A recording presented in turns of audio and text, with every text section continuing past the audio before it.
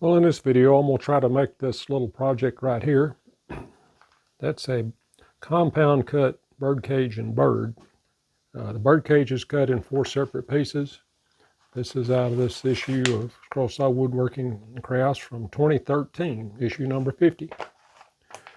So what you do is you have to cut 4 of these and glue them together. I did a video a few videos ago where I did what I call turning a compound cut inside out. I cut some curves on each side and then turned them around and glued the flat pieces together and made a wave. This is not exactly that, but it's similar. I want to take these compound cuts, put them together. I've got 4 blanks made up here.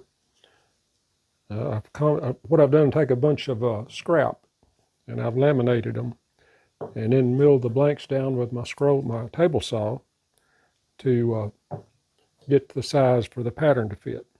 I tried to use as soft a wood as I could, but there's still some oak in there, but there's walnut, there's mahogany, there's some pine, there's some cedar in there also.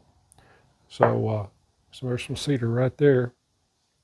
That was 3 pieces of 3/4 inch. I had to cut it down pretty good to get it to the size. There's some cedar right there. Then I have 2 pieces for the bird. I'm going to have cedar wings, and I believe that's a maple body. So this is not a simple project, and I may have bitten off more than I can chew, but I'll find out as I move forward. You can see I drilled some fairly large holes there, entry holes for the blades, and that's kind of helped remove some of that material, some of the waste, so it might help me in cutting those. They're 2 inch thick, help me in cutting those. And I'm gonna have to, I got a jig somewhere. If not, I may have to, if I can't find it. But I've got a jig I use on these, because when you cut this, what I'm gonna do, I'm gonna cut these 2 on each side first, and then you got to cut that. Well, then that removes the pattern from whichever side you do it from. I got to remount it on there. Probably use some tape, but I'm gonna try to clamp things a little bit. Got the same thing right here. You got to cut that from both sides. And then the trick will be gluing them together, and there's a spot in there somewhere. I haven't really made myself clear on it where you have to cut some of these out of the way.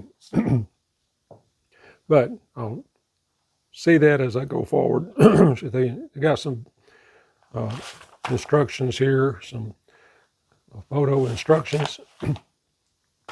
So I'm gonna see if I can follow them to make this work. It's gonna look a little different because I've got all these different woods. But let me get it over the scroll saw. I'm gonna get me a new blade in it. I'm gonna start to see if I can even cut these. And then assembling it might be an even bigger challenge. But we'll see. Let me get there and we'll see what I can do.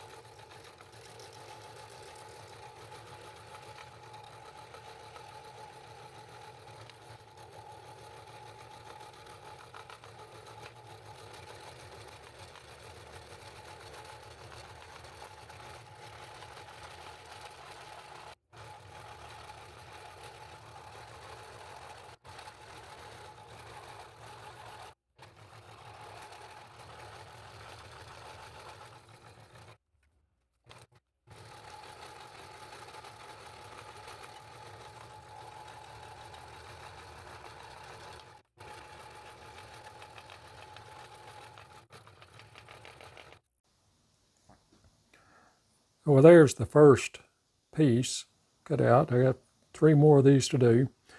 These, I think there's 4 in there, will have to be cut out internally. She used the author of this used some angle cut pliers to do that. I may use a Dremel, cut those off right up in there. So you have the opening in the center. The only really, to me, the only challenging thing about cutting that is some of the cuts remove the pattern. You have to glue them back on, try to keep them lined out. But it's not super difficult. Just have to stay up with where you are and what's going on. So I'm going to try to remove those, make sure I can do that before I proceed on. I'll learn on each one as I go. One of them kind of broke right there somewhere where it was glued together, which is all right. That's got to be removed anyway. So let me get that done. We'll see how it looks, and then I'll see about cutting the next one. There, I got those cut out. Left me just the outside bars is what we need.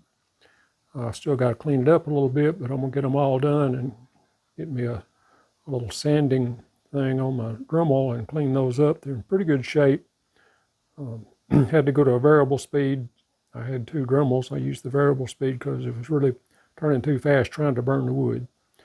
Anyway, I cleaned it up a little bit. I'll clean it up some more before I glue everything together.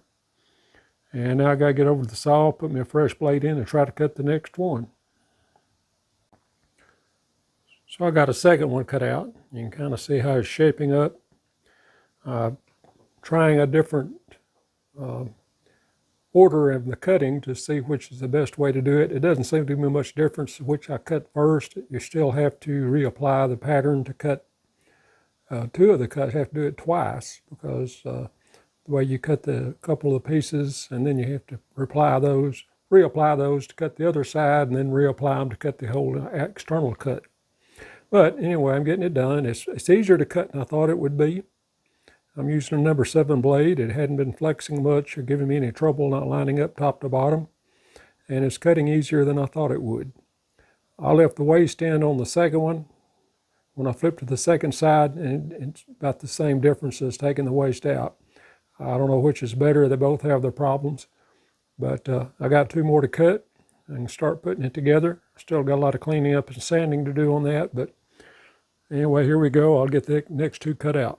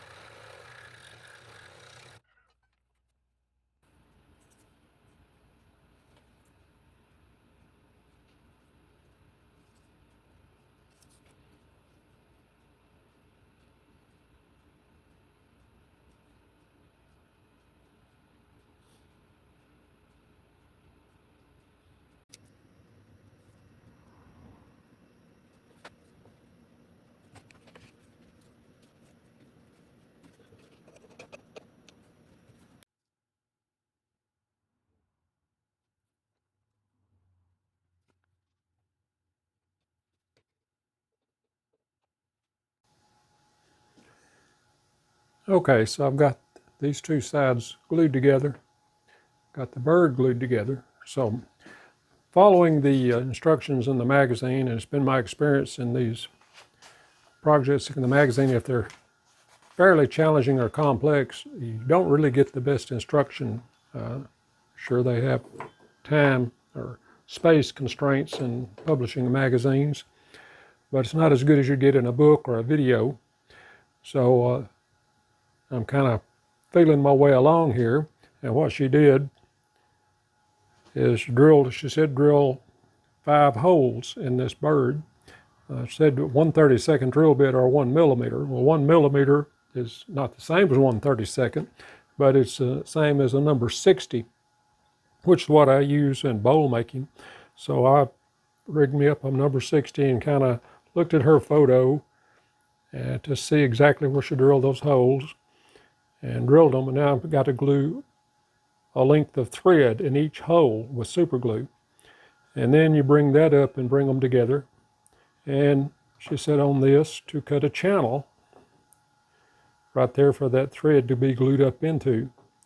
And so I've done that. I did that with a little rotary tool. It's also the same tool I use to smooth the floor of these.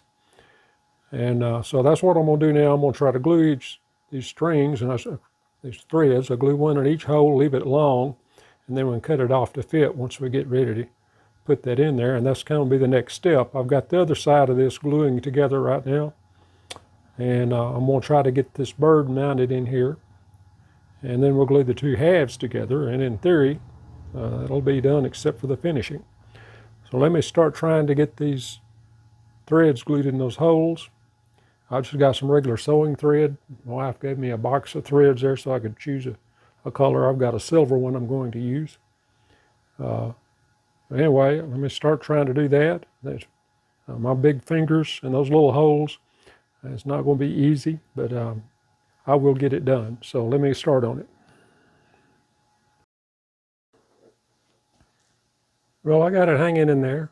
That was not easy to do, to get it straight, get everything in place. Still not exactly what I wanted, but I got it hanging. I'm going to go with it. Not a real easy procedure. Well, I don't like working with small things like that. I don't have huge hands, but they're big enough to make that difficult. And in my eyes, I have to have a magnifier to see anything up close like that anymore. But anyway, I got it in there. Now I'm going to match it. I'm going to trim this excess off, and I'm going to get the other half matched up to it nice and tight, and I'll glue that together, and we'll be almost through with it.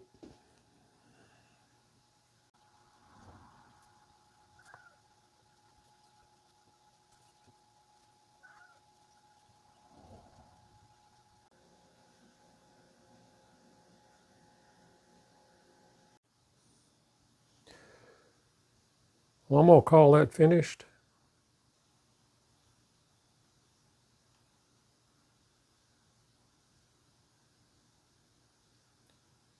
That was a very challenging project. Knew it wouldn't be easy, but it was even more challenging than I figured. I really don't like the way that bird is suspended. That's not an easy thing to do. I think if I had to redo it again, and I don't know that I ever will, I would probably figure out a different way to suspend it in there. That's very difficult for my big fingers to do that, although I got it done. And not totally unhappy with it, but and then I used a lot of scrap. The reason it looks like it does kind of adds a little character to it, I guess. But I was using up a lot of the small pieces of scrap that I had, different thicknesses, different types of material, different widths. And I had to mill it all down with my table saw to get it in some blanks I could actually cut. It works. You got to be very accurate with the cutting. And I did the first 2 pieces, corners with a number 7. I finished it with a number 9. I did the other 2 with a number 9. The 7 worked fine. I think the 9 was a little easier. It actually was easier to cut than I expected. And there was no good procedure, which to cut first or second or third and how to go about it.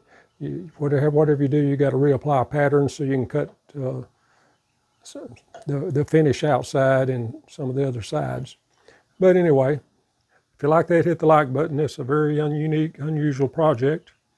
And probably won't see me do anything like that again, not for a while anyway. If you like it, hit the like button. If you're not subscribed, hit the subscribe button. And I'll see what I come up with next. Thanks for watching. I hope to see you in the next video.